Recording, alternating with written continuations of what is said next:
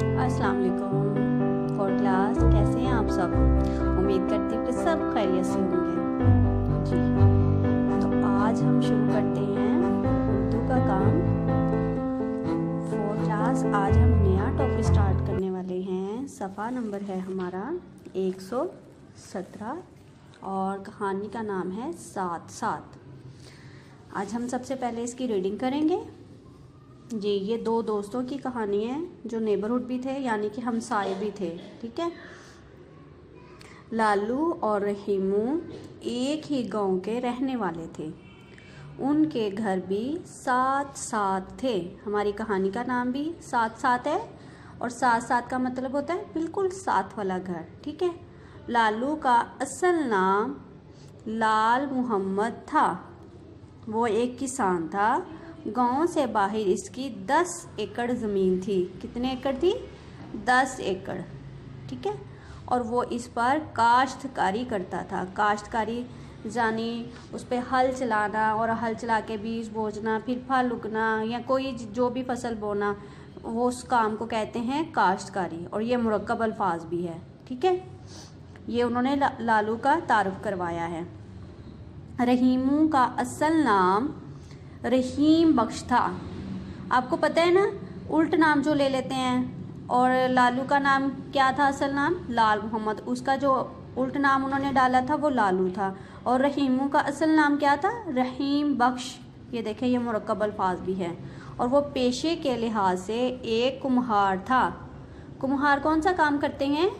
वो मट्टी के बर्तन बनाकर इन पर उम्दा यानी बहुत अच्छे, बहुत आला किस्म के नक्शो निगार मतलब डिज़ाइन, बहुत अच्छे नक्शो निगार। ये देखें, इसमें नक्श व निगार नहीं पढ़ेंगे हम, नक्शो निगार। और ये मुरक्कब अल्फाज है, वाव आ गया, मुरक्कब बन गया। बनाने में वो नहायत माहिर था जी। तो स्टूडेंट, इतनी आपने इसकी इमला याद कर लेनी है। इमला लिखनी भी है और याद भी कर लेनी है। ओके स्टूडेंट, आगे हम रीडिंग करते हैं।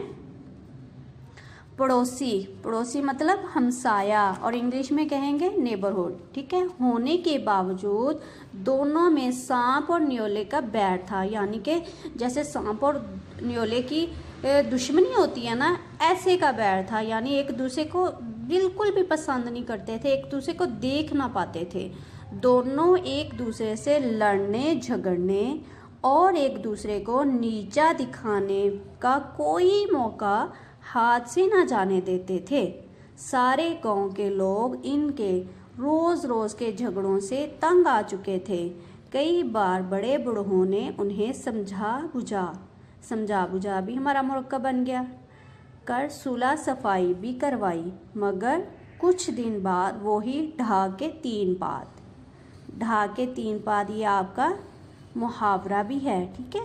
यहाँ तक आप करेंगे, ढा के 3 पात तक हमारी आज के सबक की रीडिंग है। और इसके साथ स्टूडेंट आपने एक और काम करना है। इमला तो आपने लिखनी है ना, इसके साथ आपने ये मुहावरे हैं। पेज नंबर है 120, ये देखें। और नए अल्फाजों मुहावरात के मानी।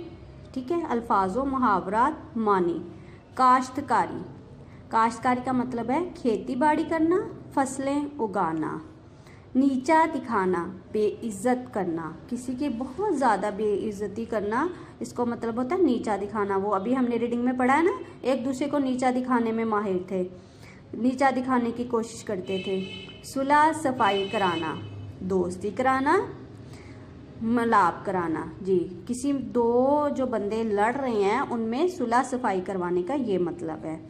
अभी हमने पढ़ा है ना, ढा के 3 पात, रीडिंग हमने वहाँ तक की है। ढा के 3 पात, सदा एक हाल में रहना, अपनी बात पर अड़े रहना, किसी की नहीं सुनना, जो मर्जी जो कुछ कहता रहे, किसी की कोई बात ना मानना, सिर्फ अपनी बात पर अड़े रहना। ठीक है स्टूडेंट, ये आपने यहाँ तक ये याद कर लेने हैं। ओके, ये मैंने टिक का निशान लगाया ग्रीन, और ये यहाँ तक अपनी बात पर अड़े रहना। ये आपने इसके साथ 1 2 3 4 ये हैं अल्फाजों मुहावरात और मानी, ये आपने इसके साथ याद करने हैं।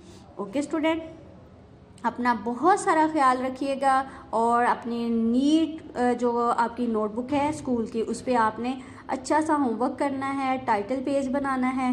हमारी ये कहानी बहुत इंटरेस्टिंग है, बहुत मज़ा आने वाला है इसमें आगे आगे चल के, ठीक है।